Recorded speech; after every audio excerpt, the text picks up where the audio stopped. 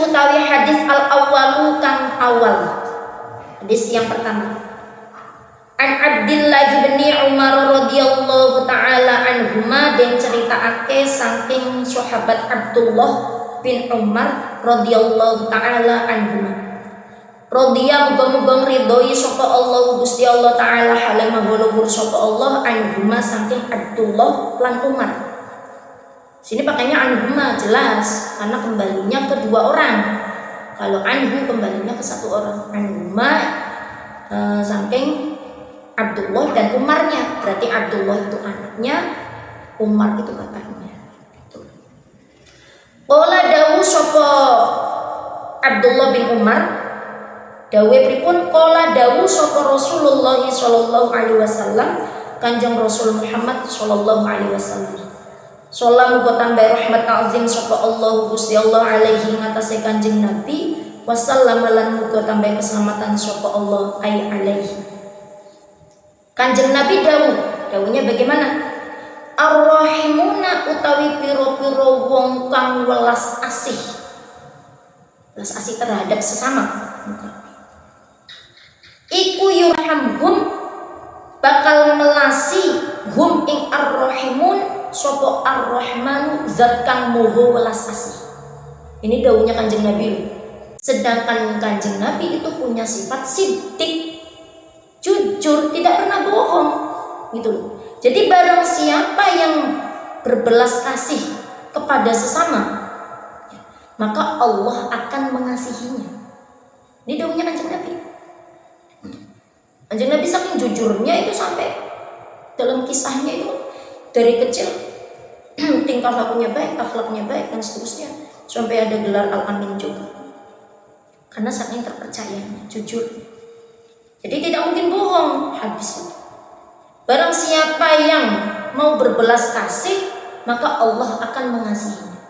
Dalam kondisi apapun, berbelas kasih yang bagaimana? Yang delok wong kok rekoso men, entah itu dalam segi fisik, dalam segi ekonomi, dalam segi pokoknya dibantu, welasi, ya semampu kita. Orang ngoyo, orang iya, ya semampu kita. Maka setelah ar-rahimuna yarhamkum rahman, irhamu mongko padha welas sapa sira kabeh. Man ing wong fil ardi kang ana ing dalem bumi. Irhamu itu fi'il amr, makna perintah berarti. Maka kasihanilah, sayangilah semua orang yang ada di bumi. Kalau sudah seperti itu, yarhamkum mongko bakal mengasikum ing sira kabeh sapa Allahu Gusti Allah. Sapa man wong fis samai ing dalem langit, kang ono ing dalem langit. Kalau maka perintahnya itu kita diperintahkan untuk berbelas kasihlah kepada makhluk yang ada di bumi, maka yang ada di langit pun akan menyayangi kita. Ngoten. Ya makhluk, ya namanya makhluk siapa saja. Ya, entah itu manusia, hewan, atau tumbuhan dan seterusnya, disayang. Al-khabaro, ikra al-khabaro, maca sira ing khabar bitamamihi kelawan sempurnane khabar. Wa fi muwafaqati hadzal hadis, lan ikut tetep ing dalem nyocoki iki hadis, hikayatun utawi cerita. Ini redaksi wa fi muwafaqati hadzal hadis, hikayatun itu adalah susunan khabar muqaddam mubtada muakhar. Nah itu. Tidak sampai di situ, disempurnakan oleh hadis yang diceritakan dari An Umar, saking sahabat Umar radhiyallahu taala anhu. Radhiya muga-muga ridhoi sapa Allah Gusti Allah taala halimu luhur sapa Allah anhu saking Umar. Nah ini bukan anhuma tapi anhu karena kembalinya ke satu orang ya. Karena ono sahabat Umar ono iku yang lumaku sapa sahabat Umar lumaku fisikakil Madinati ing dalam dalan cilike Madinah, jalan sempit, jalan gang. Jadi sahabat Umar suatu ketika berjalan di gang gampangannya. Nah sahabat Umar kan khalifah saat itu, presiden. presiden saat itu menggantikan Rasulullah. Ya wajarlah kalau presiden berusuhan, itu kan berarti presidennya pemimpin yang benar, berusuhan, lihat kondisi masyarakat, lihat kondisi rakyatnya itu. Nah ini sahabat Umar seperti itu, sedang melakukan berusuhan, berjalan di satu gang. Lalu apa yang terjadi? Faro'an ningali sopo sahabat Umar soyiban ing bocah cilik. Kana kang ono iku fiyadihi ing dalam tangane sobi apa usfurun manuk emprit. Usfuria itu berarti artinya burung emprit. Ya kitab ini ya karena ada ini loh, ada kisah ini loh, makanya dijenengi kitab ini kitab Usfuria. Usfur itu bahasa Arabnya manuk emprit, ya, artinya manuk emprit atau burung pipit ya. Jadi sahabat Umar suatu ketika sedang berjalan-jalan berusuhan di gang Madinah, kemudian melihat anak kecil yang mana sedang bermain-main dengan burung emprit. Biasa bocah cilik ya, nek karo kewan ngono kuwi dipenyeti dia digedolanan ngono kan. Biasa, itu sudah biasa, juga namanya anak kecil. Anak kecil tidak bisa membedakan mana baik mana buruk kan, bisa. Sudah biasa. Oh, anak kecil di sini kan ya biasa beli ayam warna-warni itu sampai rumah dipenyeti. Nah itu sudah biasa seperti itu. Itu sahabat Umar melihat anak kecil yang di tangannya itu sedang menggenggam burung. Wa kana lan ono sapa sobi iku yal abu dolanan sapa sobi bihi kelawan usfur. Digawe dolanan manuk emprit mang. Digawe dolanan. Nah setelah itu farahima mongko melas sapa Umar sahabat Umar. Dzalikal usfuru ing mengkono-mengkono usfur manuk emprit. Kasihan. Kok bisa kasihan ya sahabat Umar? Padahal kan sahabat Umar itu kan background sifatnya atau wataknya kan keras ya. Keras, berani, galak. Saking galaknya sahabat Umar itu loh, sampai jin setan itu ketakutan kalau mau lewat di jalan yang biasa dilewati sahabat Umar. Ojo lewat ini, biasanya jam sakmene Umar datang, sampai ketakutan seperti itu karena saking terkenal ganasnya ya. Tapi ganas kan adil. Saat ganas-ganasnya orang biasanya itu punya sisi lembut, punya sisi baik ya. Nah ini contohnya sahabat Umar ini. Sahabat Umar melihat ada burung emprit dibuat mainan untuk merasa kasihan. Lalu fashtaruhu nuli tuku sapa Umar hu ing usfur minas sobiyi saking bocah cilik mang. Wa ataqahu ibrake nguculake sapa Umar hu ing usfur. Akhirnya dibeli burung emprit tadi, burung bebek tadi dibeli oleh anak kecil. Le, tak tuane. Monggo gelem. Cah cilik ya kalau duit yo ijo-ijo piye. Biasa anak cilik ya. Itu permen. Akhirnya dibeli, setelah dibeli kemudian fa'atahu dibebaskan. Dari kisah ini ternyata berimbas pada nasibnya sahabat Umar kelak. Di cerita bawahnya itu dikubur ya. Dalam kisah ketika beliau sudah wafat. Kita lanjutkan. Setelah kisah tadi falamma tuwfiya mongko ing dalam sumangsane sedo sapa Umar sahabat Umar radhiyallahu taala anhu radhiya muga-muga ridhoni sapa Allah taala halimul sapa Allah anhu saking Umar. Ketika wafat sahabat Umar ro'ahu nuli ningali sapa al-jumhuru agung-agunge ulama fil manami ing dalem sarene jumhur. Jadi jumhur para ulama itu bermimpi bertemu dengan sahabat Umar. Posisi sahabat Umar sudah meninggal, sudah wafat menurut. Jadi bertemu di mimpi. Aluhu nuli podo matur sapa jumhur hu ing Umar an halihi saking tingkahe Umar. Kemudian bertanya dalam mimpi kesempatan kan?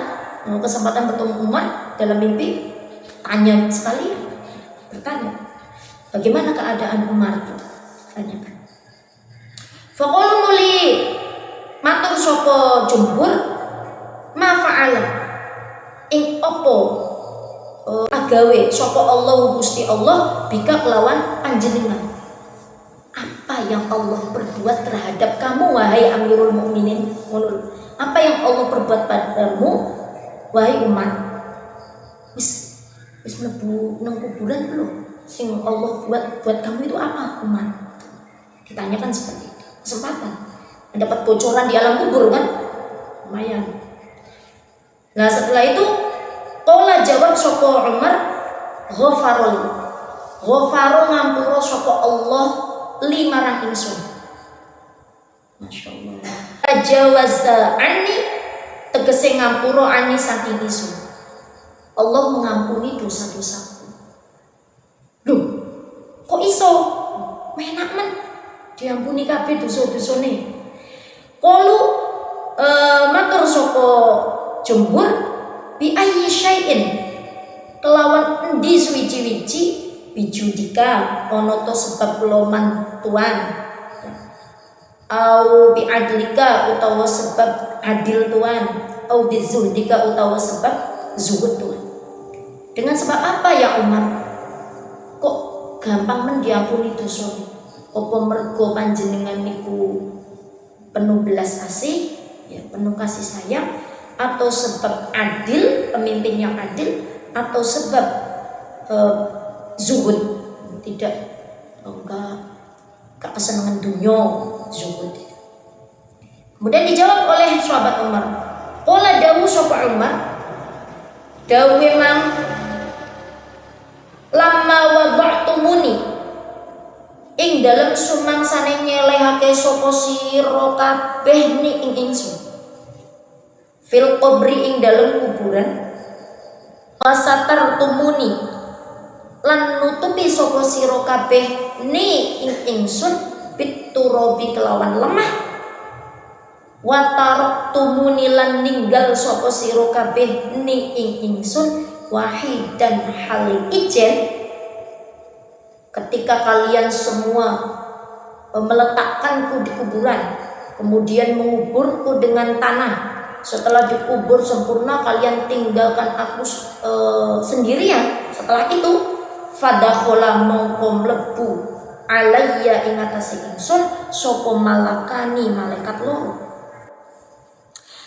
Muhibani kang meden-medeni karone.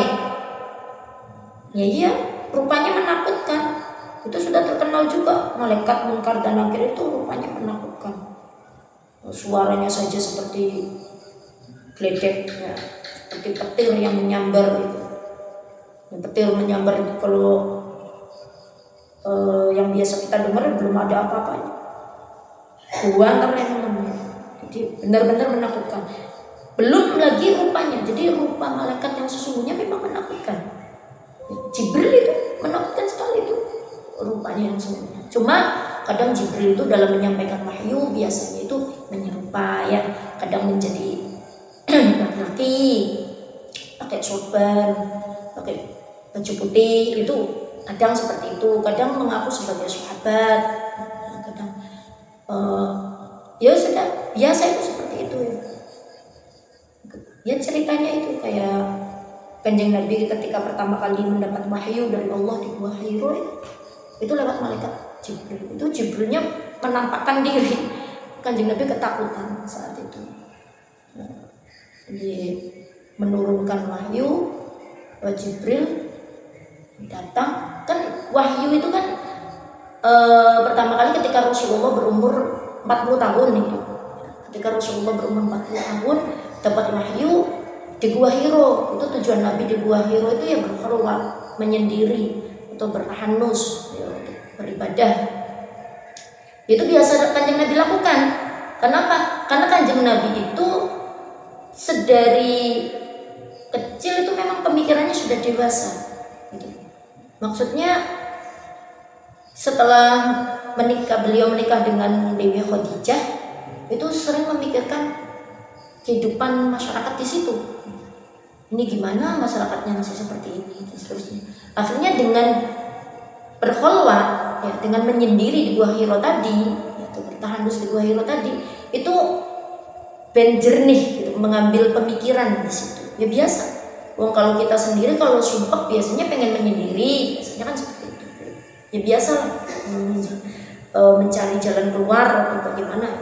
Nah, saat itu kan Kanjeng Nabi di situ, terus didatangi malaikat Jibril dalam rupa yang asli, lalu menurunkan wahyu yang pertama tadi.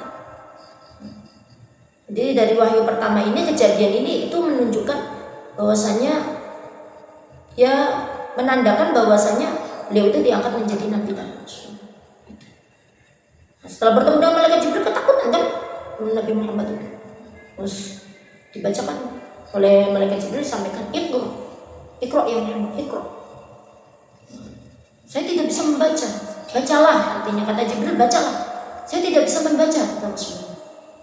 Terus dipeluk sama malaikat Jibril itu erat sekali. Lepaskan lagi, Iqra, disuruh Iqra lagi, disuruh baca lagi. Jawab lagi Rasulullah, saya tidak bisa membaca. Sampai 3 kali. Ya, seperti itu. Jadi gimana nggak ketakutannya ya? Bertemunya saja sudah takut. Dipeluk sama malaikat Jibril sampai lemes itu Nabi Muhammad, sampai nggak punya tenaga, takut lah. Terus baru turunlah surat yang Al-Alaq itu ayat 1-5. Jadi memang wujud asli malaikat itu yang menakutkan, apalagi karena dan akhir itu sudah terkenal sekali ya, menanyai di alam kubur. Yang ditanyai ini sahabat Umar, ceritanya yang ditanya itu sahabat Umar yang galak. Jadi galak ketemu galak, coba bayangkan bagaimana. Setelah bertemu dengan malaikat yang menakutkan tadi, ternyata loro mongko ilang opo akal ingsun. Jadi buyar akalku, kata sahabat Umar. Wartadat lan gumeter opo mafasili rasa-rasan ingsun. Terus yo keter enten piye min haibatihi saking arahe krana arahe wedi malakanima ya. Wa akhadhani lan nyekel sapa malakani, 2 malaikat tadi ning ingsun, wa ajlasani lan nglungguhake sapa malakani ning ingsun. Saya dipegang, kemudian saya didudukkan. Wa aroda lan ngarepake sapa malakani ayas alani ing yen to nakoni sapa malakani ni ingsun. Hendak bertanya. Sebenarnya hendak bertanya. Setelah didudukkan kemudian hendak ditanyai, fasami'tu mongko ngrungu sapa ingsun, ngrungu nidaan ing panggilan, ing pengundang, ada suara tanpa rupa. Minal hatifi suara, minal hatifi rupane suara tanpa rupa. Jadi yang menggema suaranya tanpa rupa. Bagaimana bunyinya? Ya utsruka ninggal no siroro pada malaikat tadi. Abdi ing kaulo ingsun la tukhawifahu ojo meden-medeni sira loro hu ing abdi. Kalian jangan menakuti, tinggalkan hambaku ini. Ojo ditekoki ngono karepe. Wani-wani yen kok ne. Tinggalan dan jangan menakut-nakutinya. Fa ini mongko teman stune ingsun iku rohim tuhu melasi sapa ingsun hu ing Umar, hu ing abdi. Ya Umar.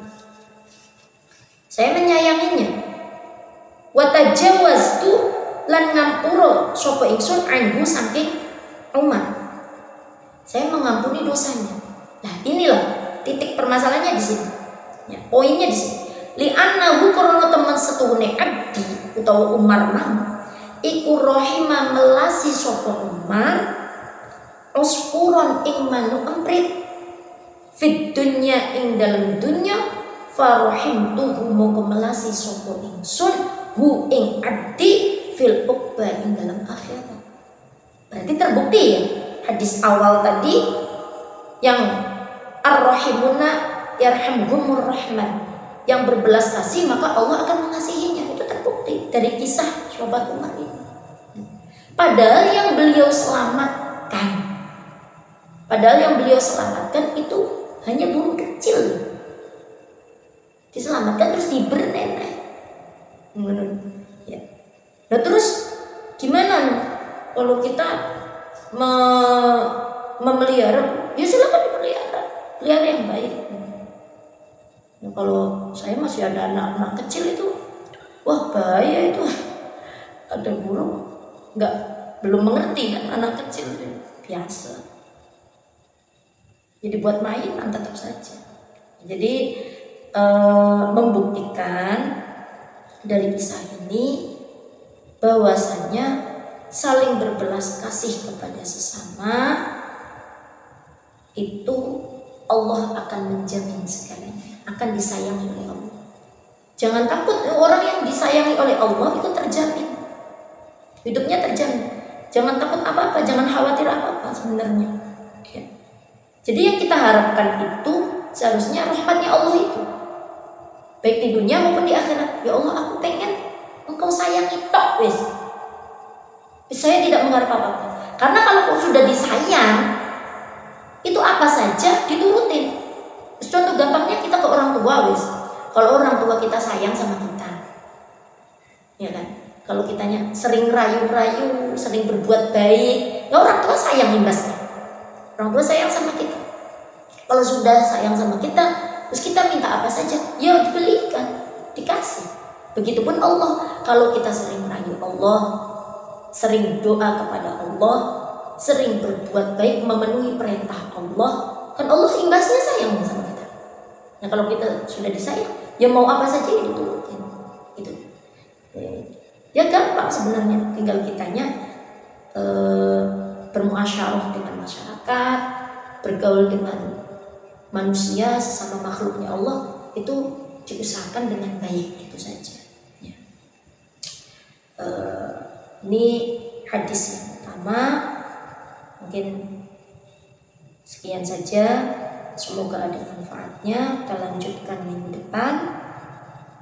Mudah-mudahan walaupun sedikit, tapi kita bisa mengambil hikmah dari cerita ini. Dan yang terpenting adalah kita bisa mengamalkannya. Banyak orang yang membaca, paham, tapi tidak mau mengamalkannya, mempraktikkannya. Itu yang susah. Jadi hanya sekedar teori, itu yang susah. Ya mudah-mudahan dari kesimpulan yang sudah disampaikan tadi, ya, hadisnya yang sudah dijelaskan tadi, itu kita ambil hikmahnya, kita ambil pelajarannya, dan kita praktekkan, kita amalkan di kehidupan sehari-hari kita. Hikayatul ukhra kana 'abidun fi bani Israil, wallahu a'lam bishawab. Akhirul kalam, wallahu muwaffiq ila aqwamit thoriq. Assalamualaikum warahmatullahi wabarakatuh.